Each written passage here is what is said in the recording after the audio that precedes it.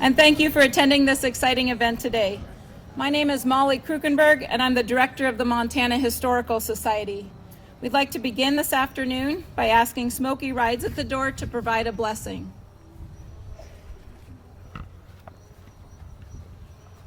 Thank you, Molly.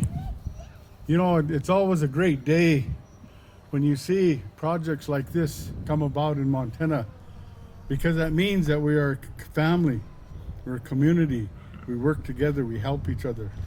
And these kind of things make me proud, because as the tribal Blackfeet ambassador representative here in this project, I see a lot of communications happening here.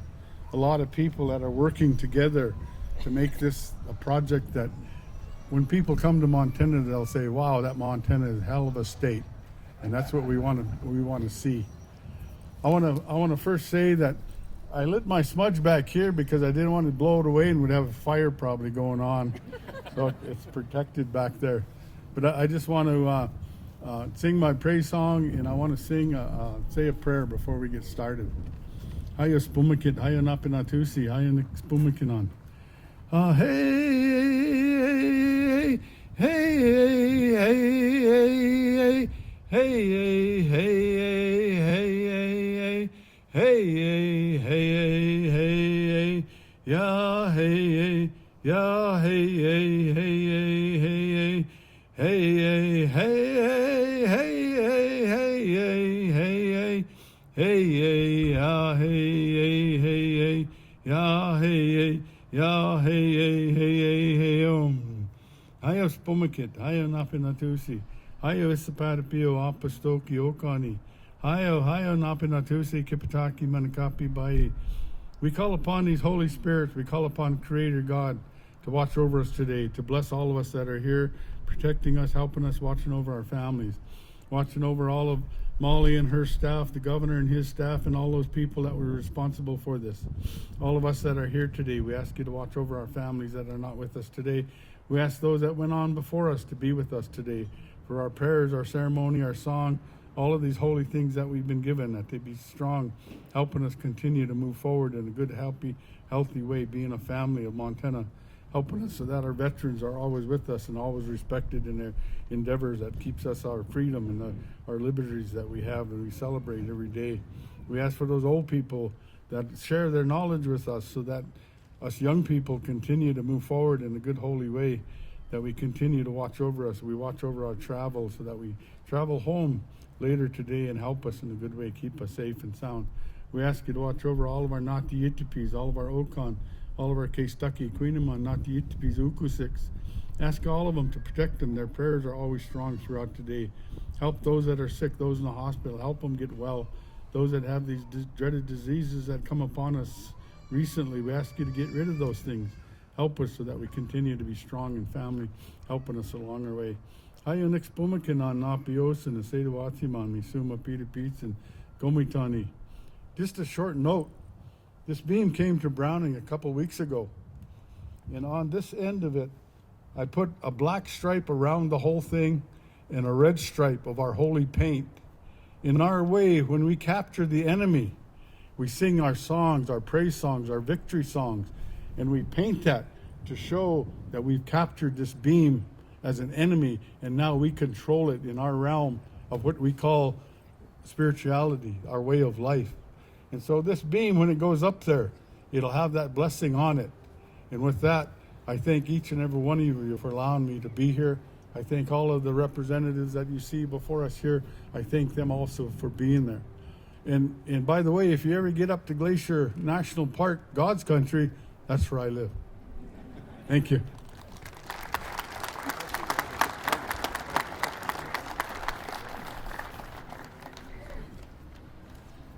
Thank you so much, Smokey. I appreciate that. So rising behind us is the backbone of the Montana Heritage Center, a building that will be home to the big history of the Big Sky State. But the Heritage Center is more than a building. It will be a community space that invites conversations between generations. It will be a place that inspires visitors to explore our past and to learn from it. It will share the stories of all Montanans to provide meaning for today and vision for tomorrow. Creating such a meaningful space takes a team. I would like to thank the amazing folks from the Montana Architecture and Engineering Division, from Cushing Terrell, Sletten Construction, Redstone Project Development, Main Street Design, and Richard Lewis Media Group that are working hard to make the Montana Heritage Center a reality. I would especially like to thank every member of the Montana Historical Society team for their dedication to this project. Their hard work, vision, and expertise is unmatched. Thank you. My gratitude is also due to our many funders, including members of the 2019 legislature who passed the Montana Museums Act, providing the foundational public funding needed to move the Montana Heritage Center forward. Thanks is likewise due to our private donors, especially the Dennis and Phyllis Washington Foundation, but also to the many individuals, foundations, and businesses around the state that believe in this project, but that are too numerous to name individually. Your support illustrates the significance of this project to all Montanans. I would like to acknowledge the representatives from our congressional delegation that are joining us today, including Kelly Cotton from Congressman Matt Rosendale's office and Robin Madison from Senator John Tester's office. I'd also like to recognize members of the Montana Historical Society Board of Trustees that are here, including Board President Hal Stearns. I also especially want to thank our statewide tribal stakeholders group, including Smokey Rides at the Door from the Blackfeet Nation, Representative Jonathan Windyboy of the Chippewa Cree Tribe, Lonnie Taylor, also from the Chippewa Cree Tribe, and Dr. Emerson Bullchief from Little Bighorn College, who are joining us today. Their input and the input of our other tribal stakeholders is essential to our planning to ensure that the Native American culture and history of Montana is an integral part of our project. I hope that you all had an opportunity to sign these final beams that will be placed today. I'm sure when you did, you noticed that there were signatures already on the beams. These beams traveled across Montana, from Hardin to Wolf Point to Polson, stopping at 15 different schools so that the children that are learning about Montana's history can be part of the very structure of the Montana Heritage Center. We hope that they are inspired to visit the Heritage Center when it's complete, to learn more about our past and how that past shapes our future. We have several guests that are joining us on this momentous occasion. I would like to welcome Governor Greg Gianforte and First Lady Susan Gianforte, Dennis and Phyllis Washington, Erik Sletten, and Governor Mayor Wilmot Collins, who are here to help us celebrate the completion of the structural steel for the Montana Heritage Center. Governor Gianforte is the 25th governor of the state of Montana, an office that he assumed following 34 years in the private sector and service as a U.S. representative for Montana. Please join me in welcoming Governor Greg Gianforte. Thank you, Molly, and thank you all for being here today. What a glorious day. Last month, we announced the largest donation ever to the Montana Historical Society. This unprecedented $25 million donation from the Dennis and Phyllis Washington Foundation to construct this Heritage Center behind us. What extraordinary generosity. Please join me in thanking the Washingtons.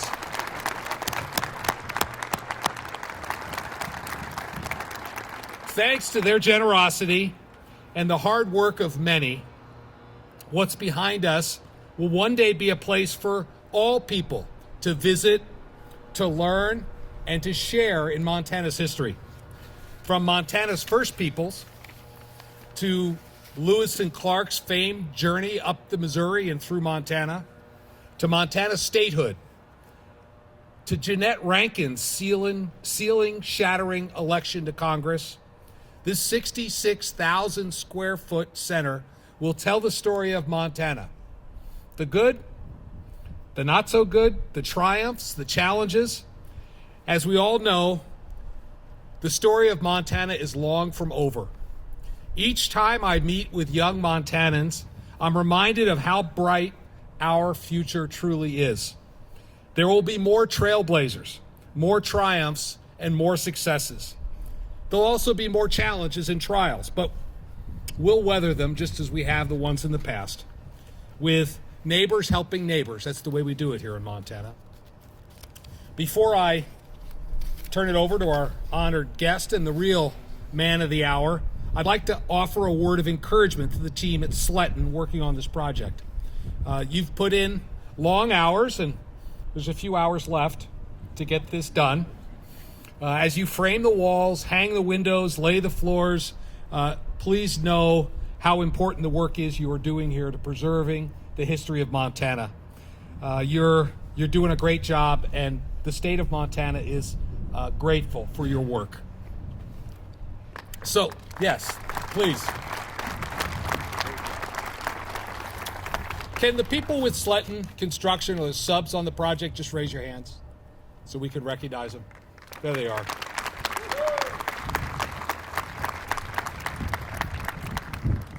So without much further ado, it's my privilege to introduce you a businessman, philanthropist, Montanan, and someone I'm glad to call friend, Dennis Washington.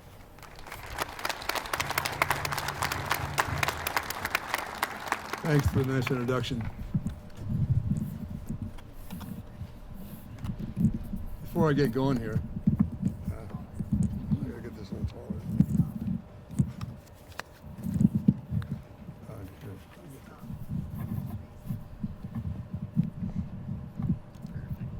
There, it's better.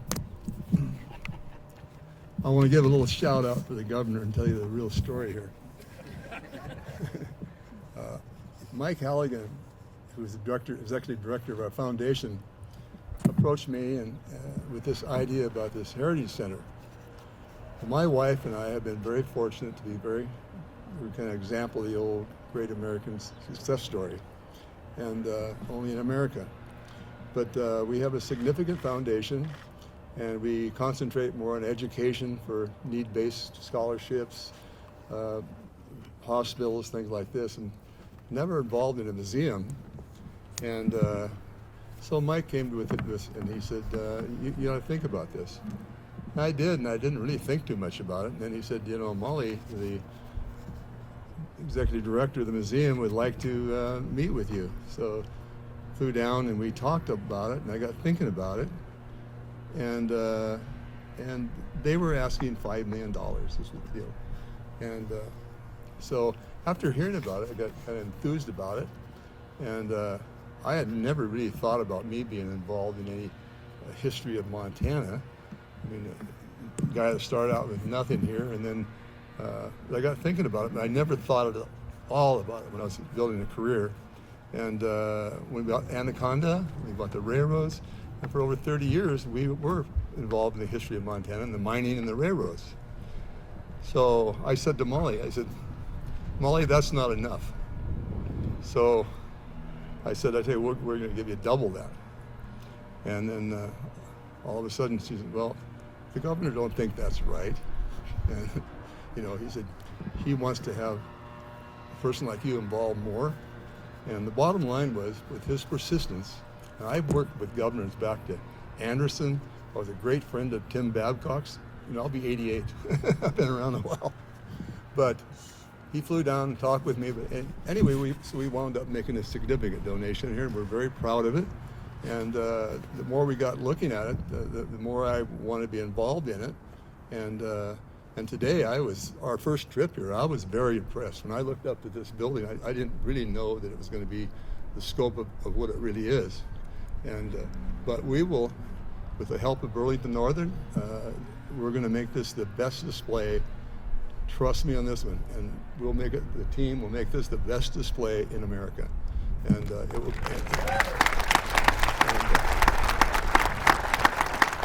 If you get a chance to visit Molly, she'll tell you more about it. It's going to be very high tech, and we're going to make darn sure whoever does it, that it won't go out of style. Like the light bulbs change, and you can't get them in 10 years. You know, different company.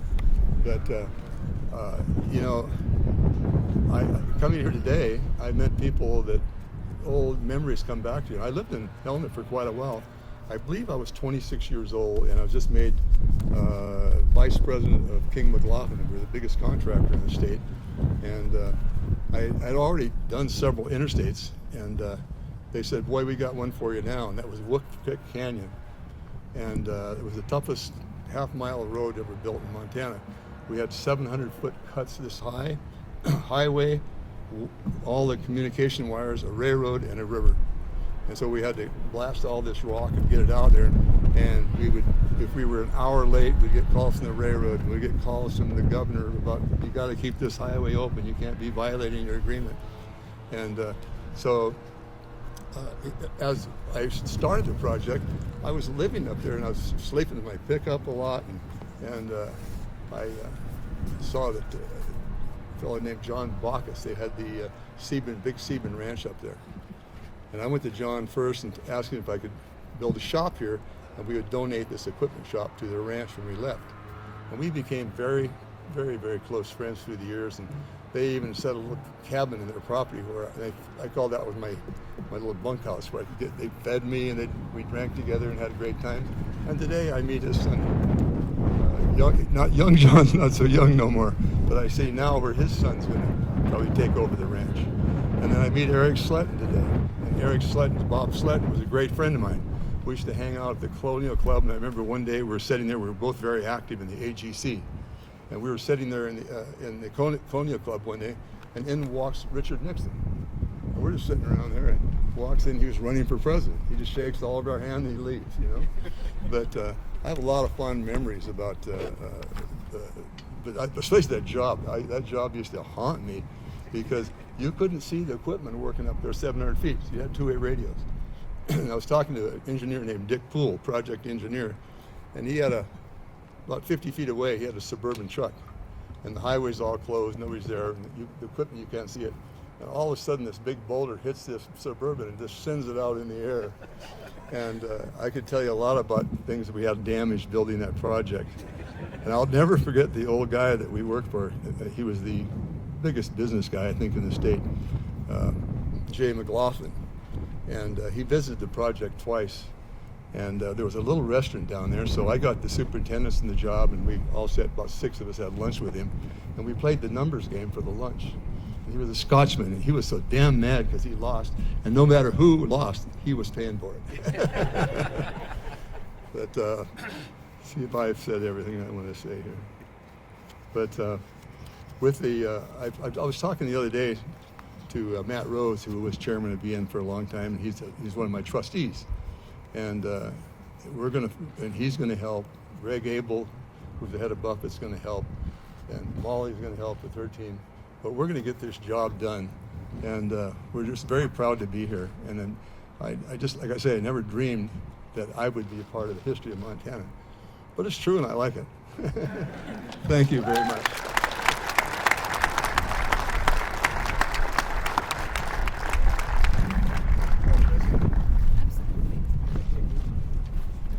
I knew I forgot something there, but I just wanted to say this.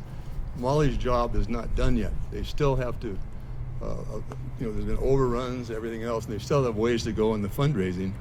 And for those who don't have a lot of means and can give of their time, whatever it is, but I'll just tell you how we started philanthropy for 1 second here. It's a good story. I was started with a $30,000 loan by a Caterpillar dealer, a good friend of mine, talked me into going into business. And his father actually had to approve it.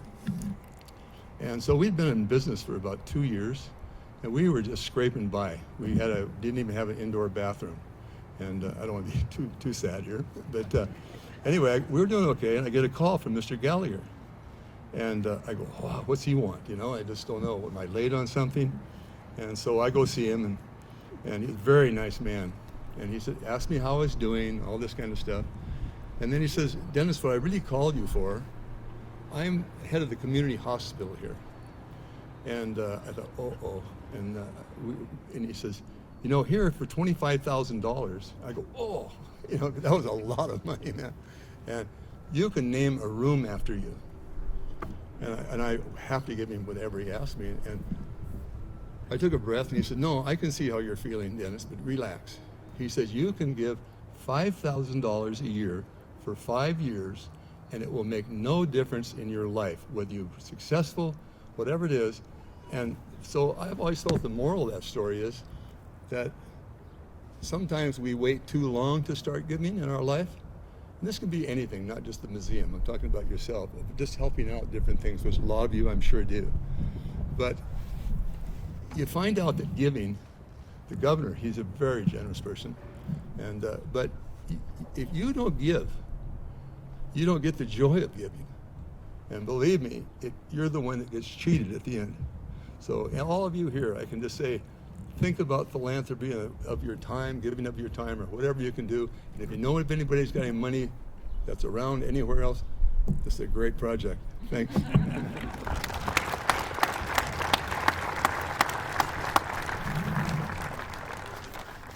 Thank you so much, Mr. Washington, for your kind words and for your support. And thank you as well, Governor Gianforte, for your words as well. Erik Sletten has been in the construction industry for nearly 3 decades, leading Sletten Construction as their CEO and president since 2004.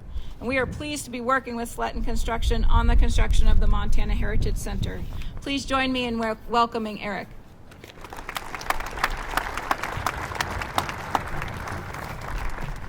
Thank you, Molly. That's a tough act to follow right there, so hold with me here. But today I have the great pleasure to celebrate the topping out ceremony and hopefully shed a little light onto what the ceremony truly means to a project. But before I get too deep into that, I want to take a moment to thank Molly for the invitation today to be part of today's celebration. I cannot tell you how honored and pleased we are as the oldest active construction company in the state of Montana to be part of this incredible project. And I too again want to thank Dennis Phyllis and the entire Washington family for the incredible donation to recognize, celebrate, and most importantly, preserve the incredible history of Montana for today's Montanans and those to come.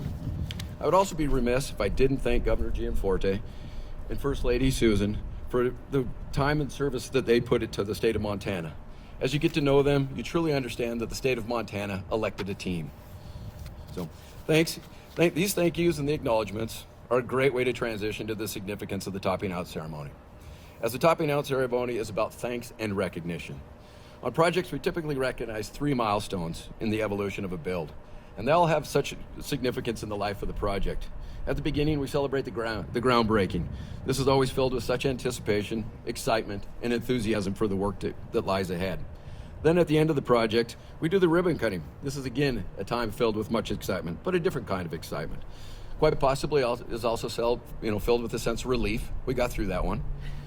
And most probably the most important point of the ribbon cutting is the fact that you turn the project over to the public. The public get to see that building and see what it's going to do for their community. But what is missing much of the time at these milestone celebrations are the craftspeople, the builders, the ones out here, whether it's rain, snow, or shine, working 24/7. And unfortunately, it just happens to be a function of time at these events. At the beginning, most craftspeople are not on site yet, and when the ribbons are cut, most of them are on to the next important project. That is why the topping out ceremony is my favorite ceremony during the life of a project. It is truly a time when we say thank you. We take a time to stop and celebrate, as was done during the barn raising. People come together and celebrate the effort here. We look back at what has been achieved, recognize the hard work that has been expended to date, and honor those efforts, and then refocus on what lies ahead. It is a moment to recharge, rest, but more importantly, reflect on how far the project has come. The project is not done, but we hit a significant milestone today. I assure you, I'm not trying to get myself uninvited to the ribbon cutting. So now as we move forward to set the final beams today, I know you'll notice both the flag and the tree that are attached to the beam. The meanings of both of these elements have evolved over time. There is significant historical significance to both in the topping out ceremony and trace back centuries. The early origins of the flag are a little less defined, but the tree seemed than the tree. But it seems to date back to the medieval times when the owner's flag was hoisted atop a structure when the shell was completed. Another possible tie was that they used flags during construction to signify when they needed more materials and what type of materials they needed by virtue of the color of the flag. And these early records possibly are precursors to why the flag is there, but the real reason why the flags are there, whether it's the Stars and Stripes or the proudly displayed Montana flag today, is it truly calls out the pride of the build and the location of the build. Now, the history of the tree is better understood and also dates back centuries. Early records of the tree have been identified in ceremonies for the Egyptians and pre-Dark Age Scandinavian cultures. Although it seems the most widely credited stories are the early Scandinavian practice of placing a tree atop a building to appease the tree-dwelling spirits for displacing, cutting down, and using their trees. And this practice continued and recorded for centuries, and still continues around the world today, maybe in a varied state. Another modern-day insight to the tree is the legendary first people to ironworkers, the Skywalkers, of the early 1900s. At topping out of the Manhattan skyscrapers, the first peoples would decorate the top of these buildings, believing no man-made object should be taller than the trees. Whatever the origin, it continues today and is known as a sign of many positive things. Whether it be good luck for the future occupants, continued growth, a safe job site, and a celebration of an important achievement in the building construction. Now, the signing of the beams, that's a little bit more of a modern tradition. And as you can see, I sure hope it sticks around, as these beams have traveled over 2,500 miles around the state of Montana and been exposed to many people. And I think it's just really going to be a neat element in the project. So today, I would like to personally thank all those who have had a hand in the development of the construction of this incredible project. It's been years. There might be a decade tied in there. And I want to acknowledge and thank all those craftspeople who have contributed to the project to date and recognize those crafts that will be here through completion. As it is often said, it takes a village, and this project is no different. So, thank you.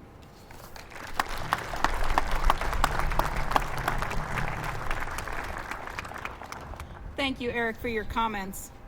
Now we'd like you to please enjoy the Magpie Singers, led by Carrie Yuppie, as the final beams are signed by our guests up here, and then they will be raised and put into place, marking the completion of the first substantial phase of our construction. And I'd like to thank you all for joining us this afternoon. After the beams are placed, I'd also like to invite you to join us for some refreshments, which are right behind you at the tables there, provided by the Friends of the Montana Historical Society. Thank you.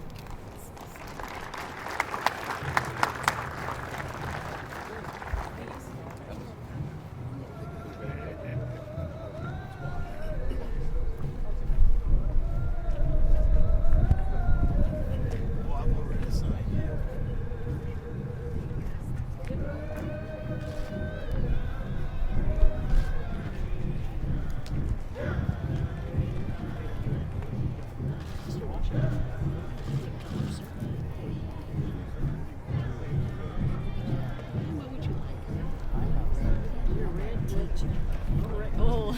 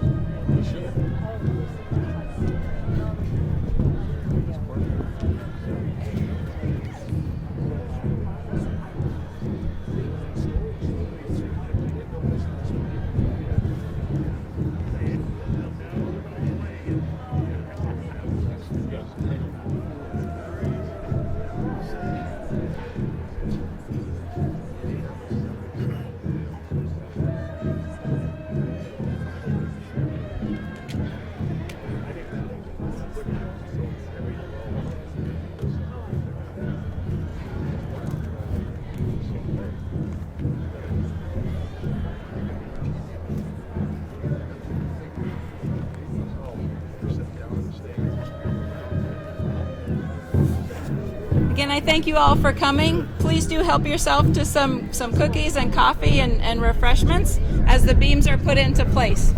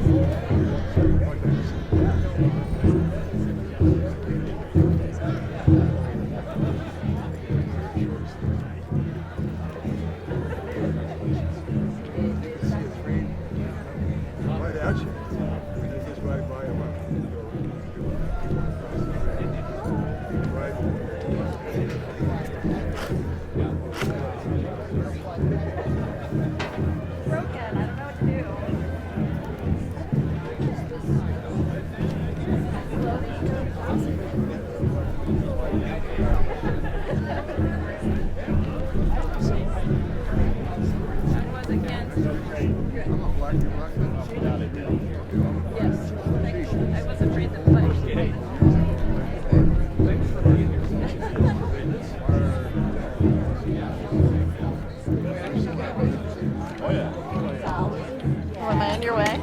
I'm sorry. One more step that way.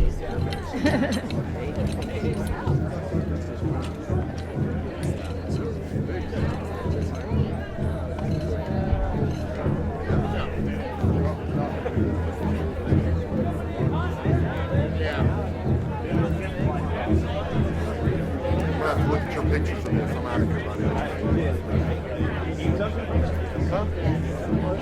I've got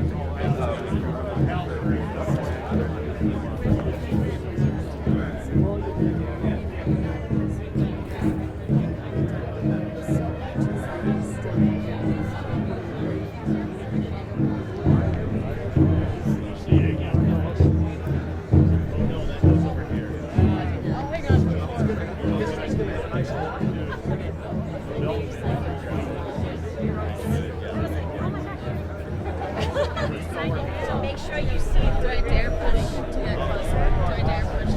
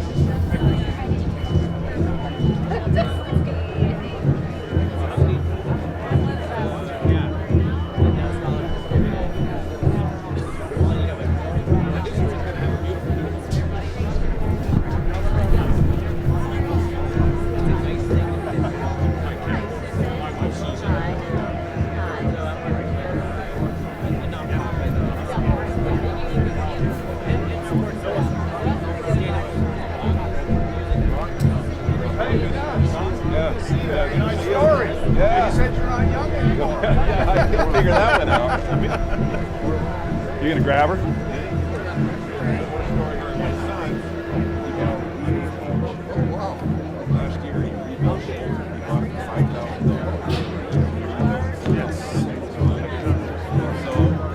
Oh yeah. Well, it's nostalgia. We better go over and have about 25 acres. Let's get together sometime.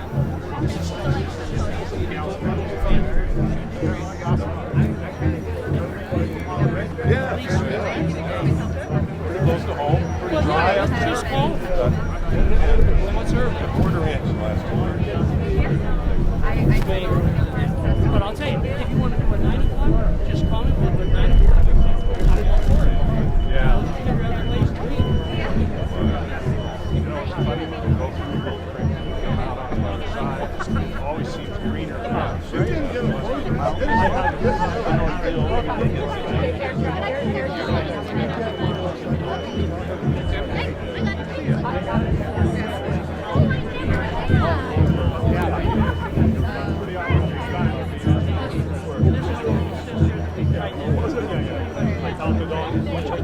Yeah, he wanted to.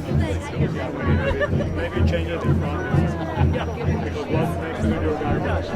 That's close though. Pretty nice.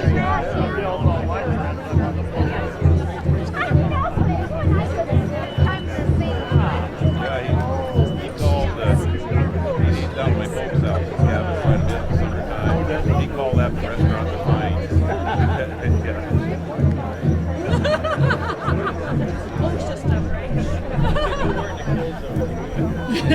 Oh, yeah. Well, I thank her. I think they want you in the way. Can you guys pause for a minute? Oh, there you go. You're on candid camera. Sorry. Well, he was. What'd you say? Play hard, work. Yeah. Well, great day. No, I didn't. Yeah, but he was in charge. Yeah. But he tackled that rock where other contractors were afraid of it. Yeah, and that's how, and then he built a stretch of the view, that rock, that was the exact pictures. He got the job because he did not do that rock. I guess so, yeah. But that story, I didn't know about the Boulder Road running them knocking the truck off the That's it. Truck crossing with history out there. probably. Thanks for coming. Yeah. Well, we See you. Rand's got a big shout out today. his boat, cruise ship. Yeah, it's on his second one now. The first one was overboard. That was his boat.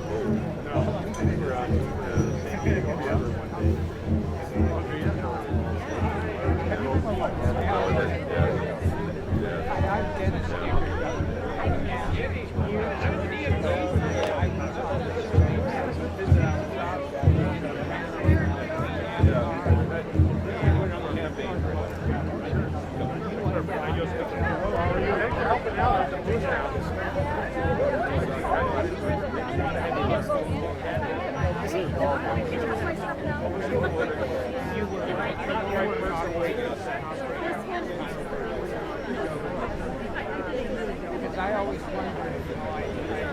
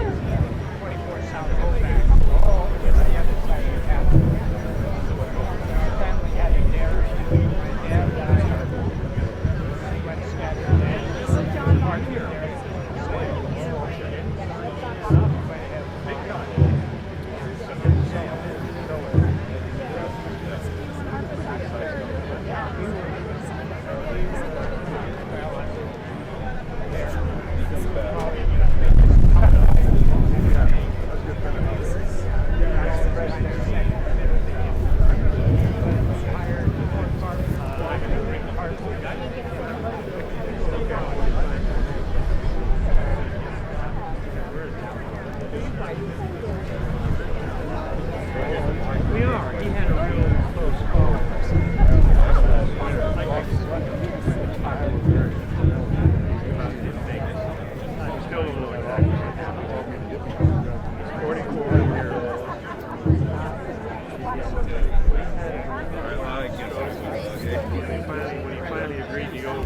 looked at, his heart was only working at 30%. I used to go over there as the fan.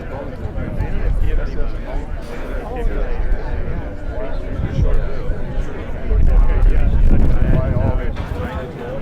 I'm sure, yeah. Therapy, exercise, all that. He's got his pretty much much better, but he's running out of people. I just Mr. Washington, Jim Brown. You remember the time you I know Jim well.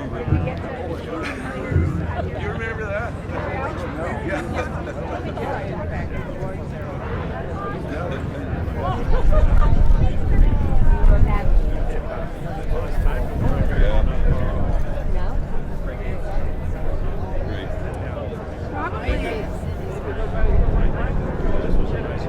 My daughter's Jennifer James. When I was at the refinery, she is here.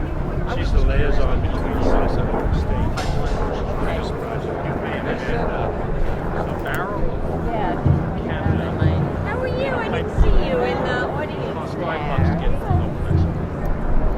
Nice. $5 to transport this barrel Eric was very kind to from me. Canada to Gulf of Mexico. I thought. What's it cost already? Nice to see you. Well, if you build a Yeah, good good to see you too. terminal on each Yeah, end, to see you just all right, around. $10. Not that much. So I called Greg and said, we're not going to get Keystone XL. We're turning the transportation.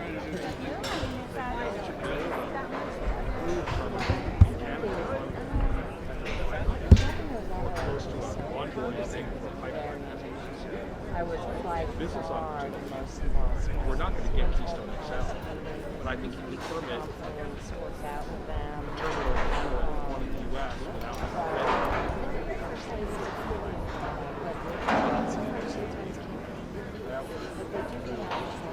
Really? Did you breathe life back? Yeah, we should. We were.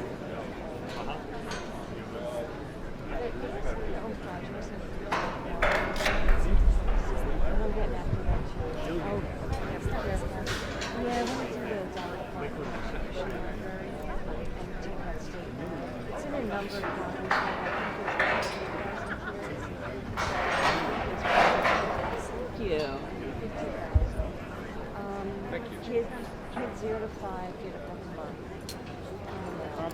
So encouraging. They call it early literacy. Well, maybe the economics Parents are just excited. the need for transportation has not changed. Yeah. The question is, be in step by. Otherwise, it's left to Keystone XL. I mean, the economic. And the kids in the Cruise class $100 are an also hour. been reading It's those. just between $5 to $10. It's kind of noise. Right? I mean, 5%. Right, exactly. Yeah, right. So I just, anyway, Greg said he was going to have some people look at it.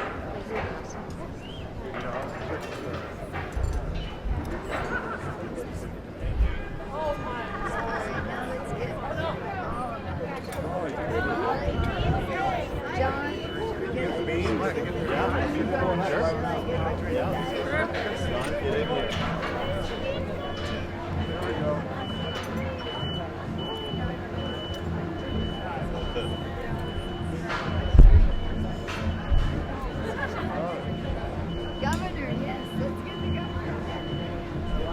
The Ivy.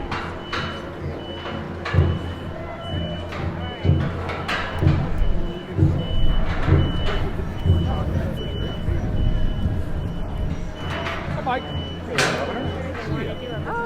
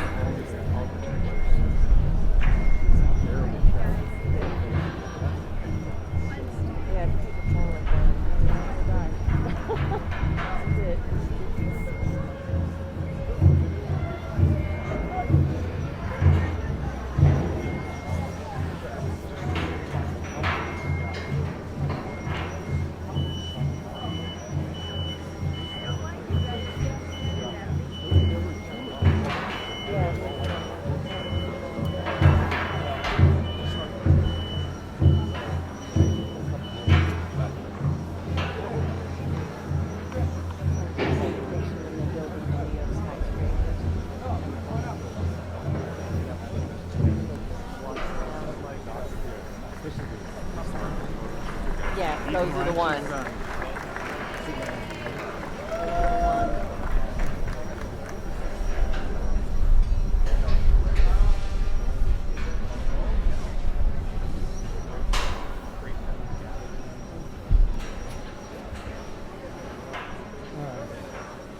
you doing any more industry dinners? Or you got each other stuff? Or the association dinners, do the next session. Well, we're going to the association. We'll have the legends over.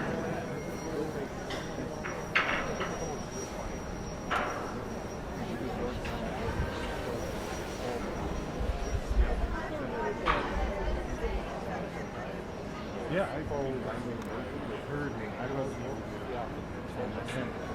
Steve Wade, Yeah. And he also went to our government school.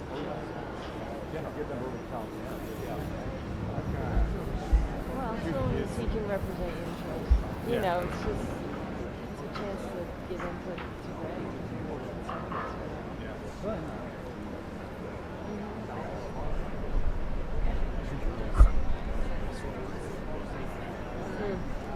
Every week, a couple of soccer, lacrosse. But we're lucky to get to do it. Well, I appreciate the collaboration. This is some other things that it was on the weekend in Billings, wasn't it? Yeah. The ball. It was Saturday, yeah. And it'll be Saturday. But this year we're going to have one of those. I have the date. We're doing Thursday, Saturday, and then Thursday, Saturday. The next Thursday will be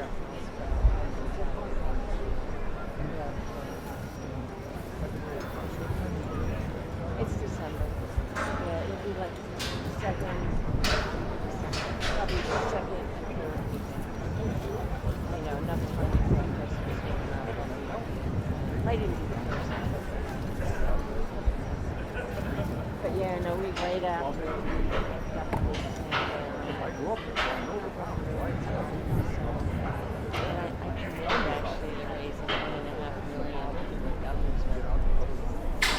There's just not enough money. Election passed.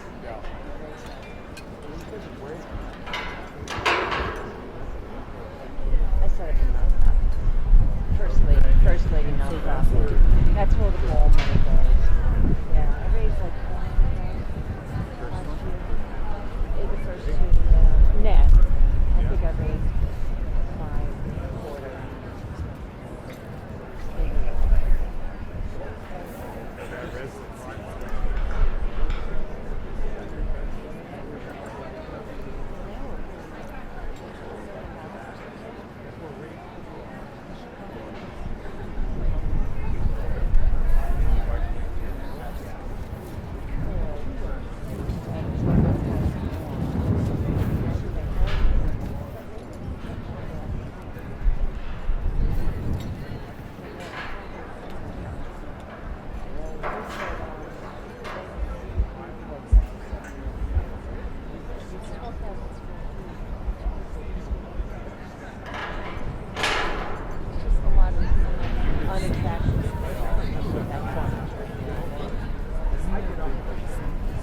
Yeah, it's 2 floors. So the basement is the whole 6,000,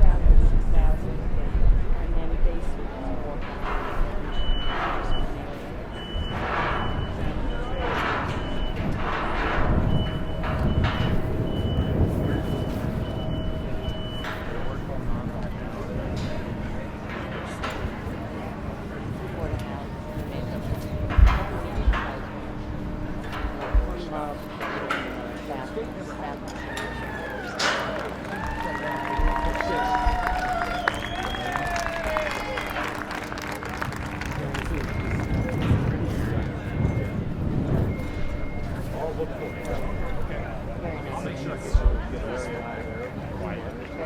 Greg says that every time you sit in the back.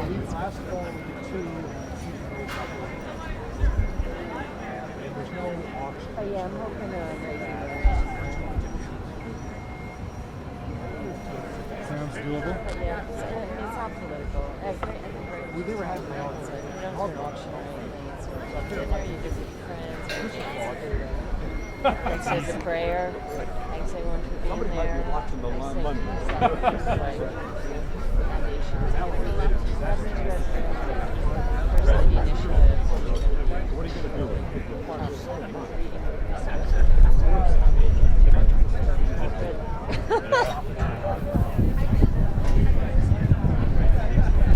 How are you?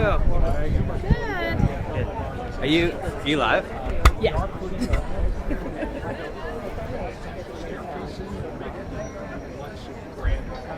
Once all the finish Cut out little bits for broadcast later. We're not going out over the channel. We're recording it at the Chapel Live right now. So it's a little bit.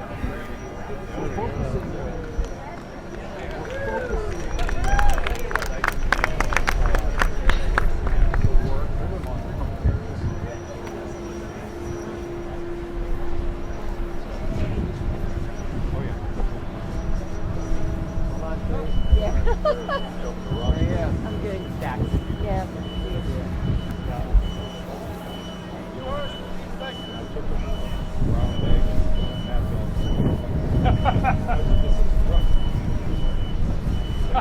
Great here with the John First Council of Economics Education. Oh, good.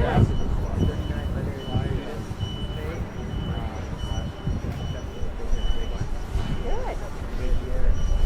500 teams doing the stock market game. That's great. Business challenge. Better. Yeah, it's good. I think we're actually in second one here location right now. Oh, okay. Yeah, we have a meeting coming up.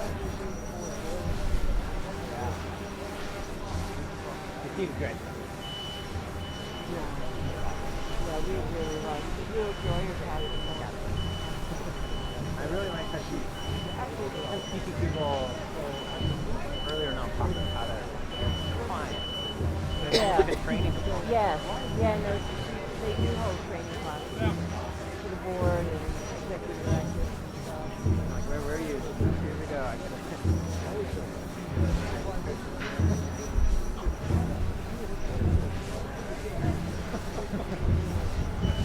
You'll take it.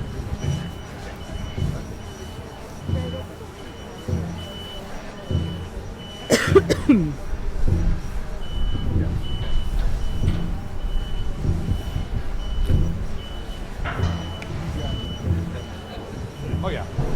His primaries today. Yeah.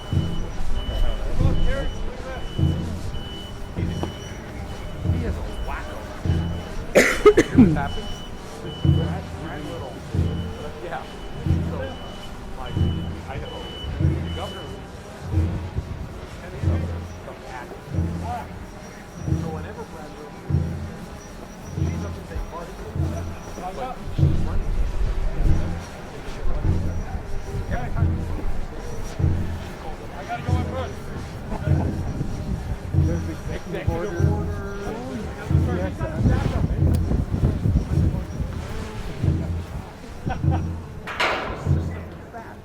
they're elected on a separate individual. So I will say it was worse here. If you go back, the original territory of Montana signed in 1860. Signed by 1860. We're still in war right south. The 15,000 acres coming to the state. Try it out. They're all for the south. South part. So It's a little bit more action than I'm used to. Right?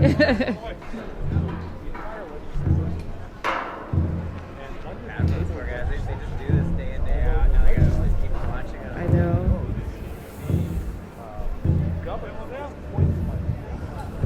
But he started with, walking across the beam. I'm so glad.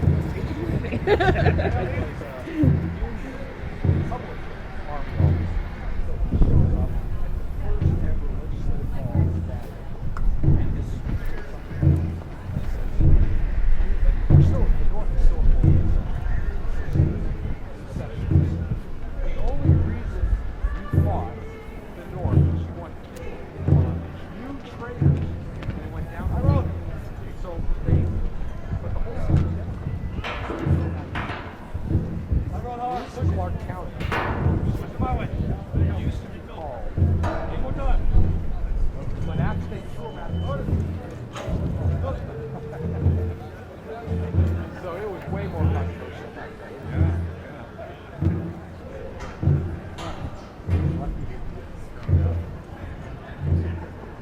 what, Marr? Now, Marr was a Union Army officer, but he was a Democrat. By the vigilantes. Before he got drunk, he fell over. It's not, he wasn't Irish, somewhere around. He was that. He was on a paddle wheel, and he had been drinking that night. Never recovered the body. Immortal Irish. Yeah. I mean, my dad would say, you know, it's not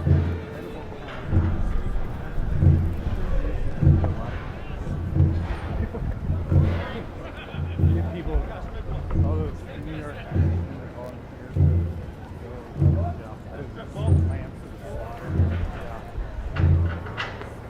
exciting.